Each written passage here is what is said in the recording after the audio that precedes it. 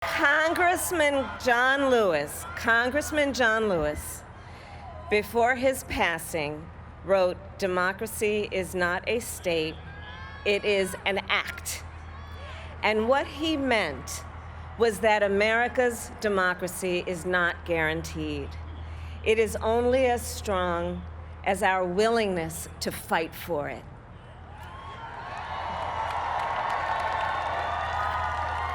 To guard it and never take it for granted. And protecting our democracy takes struggle, it takes sacrifice, but there is joy in it, and there is progress, because we, the people, have the power to build a better future.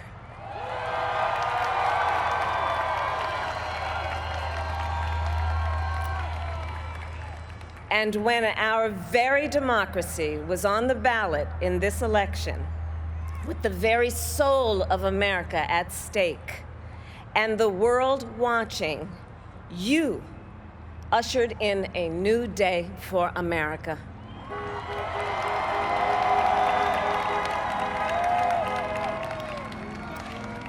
To our campaign staff and volunteers, this extraordinary team, thank you for bringing more people than ever before into the democratic process.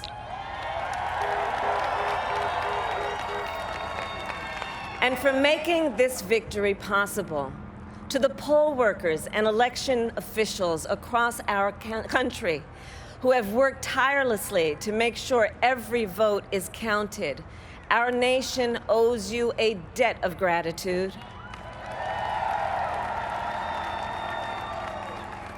You have protected the integrity of our democracy. And to the American people who make up our beautiful country, thank you for turning out in record numbers to make your voices heard.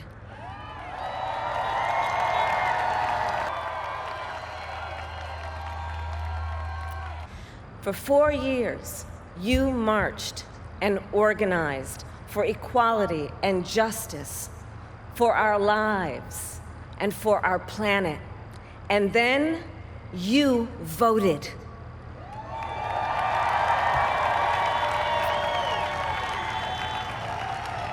And you delivered a clear message. You chose hope and unity, decency, science, and yes, truth. Women who fought and sacrificed so much for equality and liberty and justice for all, including the Black women who are too often overlooked, but so often prove they are the backbone of our democracy.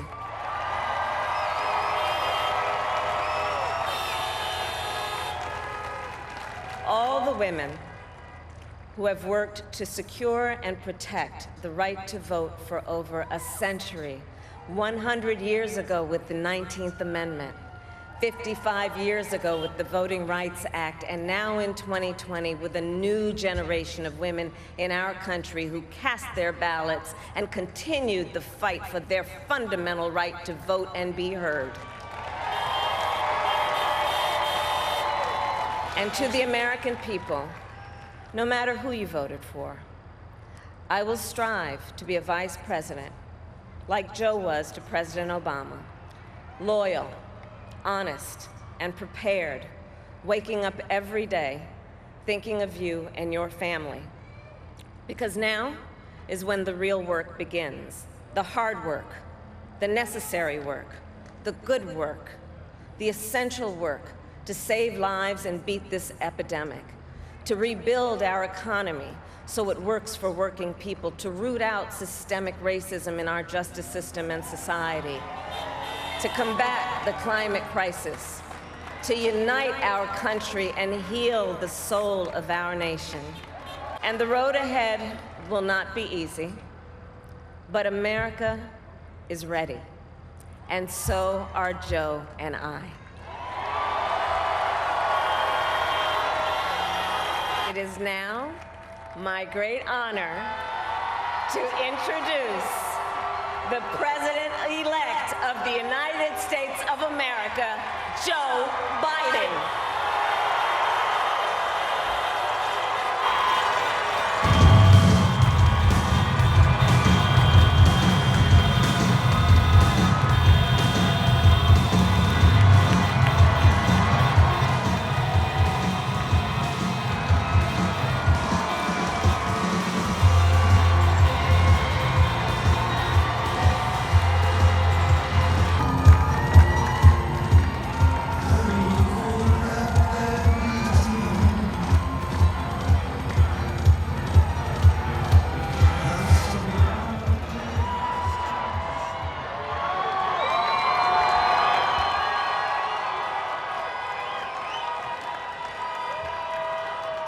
Hello, my fellow Americans. Folks, the people of this nation have spoken. They've delivered us a clear victory, a convincing victory, a victory for we the people. We've won with the most votes ever cast on a presidential ticket in the history of the nation, 74 million.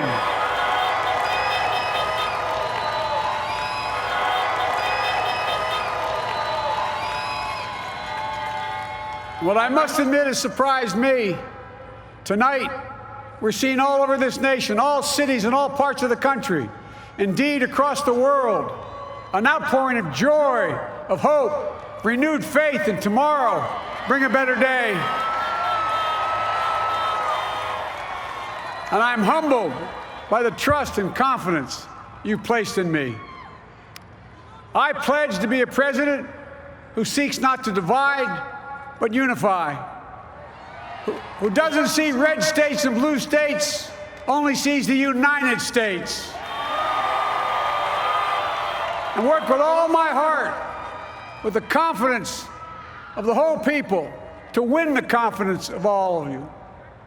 And for that is what America, I believe, is about. It's about people. And that's what our administration will be all about. I sought this office to restore the soul of America, to rebuild the backbone of this nation, the middle class, and to make America respected around the world again, and to unite us here at home. It's the honor of my lifetime that so many millions of Americans have voted for that vision. And now, the work of making that vision is real. It's a task, the task of our time. And work with all my heart, with the confidence of the whole people. I'm proud of the campaign we built and ran. I'm proud of the coalition we put together, the broadest and most diverse coalition in history. Democrats, Republicans, independents, progressives, moderates, conservatives, young, old, urban, suburban, rural, gay, straight, transgender, white, Latino, Asian, Native American. I mean it, especially those moments, and especially those moments when this campaign was at its lowest ebb. The African American community stood up again for me. You've always had my back, and I'll have yours. I said at the outset, I wanted to represent this campaign to represent and look like America. We've done that. Now that's what I want the administration to look like and act like. For all those of you who voted for President Trump, I understand the disappointment tonight. I've lost a couple times myself, but now let's give each other a chance. It's time to put away the harsh rhetoric, lower the temperature, see each other again, listen to each other again. And to make progress, we have to stop treating our opponents as our enemies. They are not our enemies. They are Americans. They're Americans. Now this campaign is over.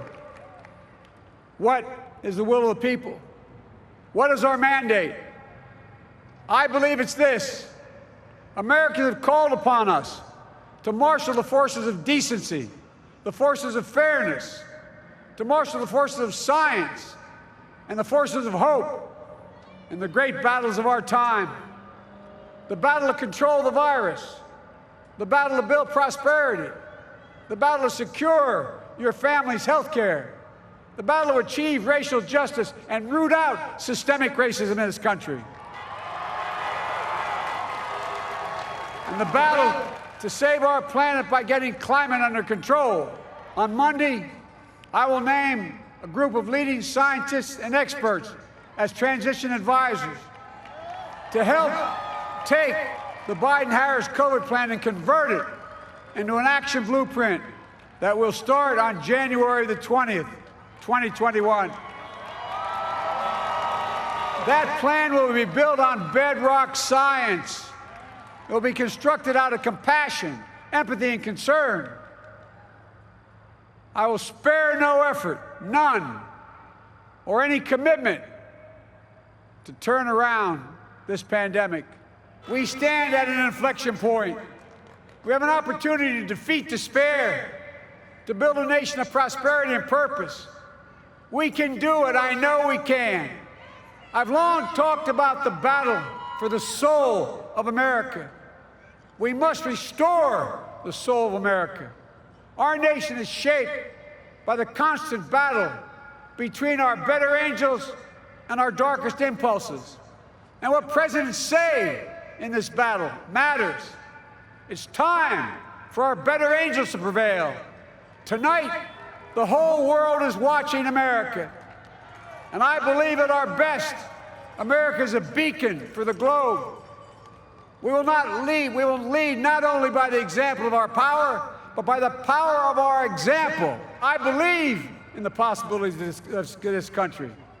We're always looking ahead to an America that's freer and more just, ahead to an America that creates jobs with dignity and respect, ahead of America that cures diseases like cancer and Alzheimer's, ahead to an America that never leaves anyone behind, ahead of America that never gives up, never gives in. This is a great nation. It's always been a bad bet to bet against America. We're a good people. This is the United States of America, and there's never been anything we've been not able to do when we've done it together.